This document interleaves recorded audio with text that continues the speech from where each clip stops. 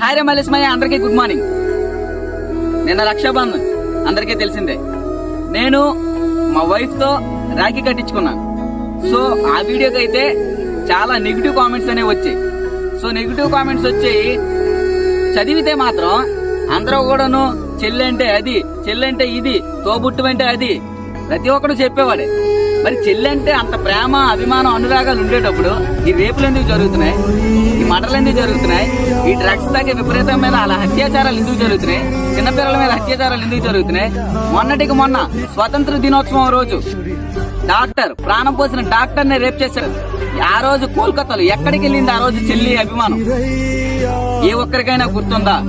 ఏమంటే ద్రౌపది, శ్రీకృష్ణుడు సందర్భం చెప్తున్నారు. భార్యని ఒక తల్లిగా భావించలేని వాడు, భార్యని ఒక చెల్లిగా భావించలేని వాడు తన చెల్లిని ఎలా పూజించగలడు, ఎలా గౌరవించగలడు? ఈ విషయానికి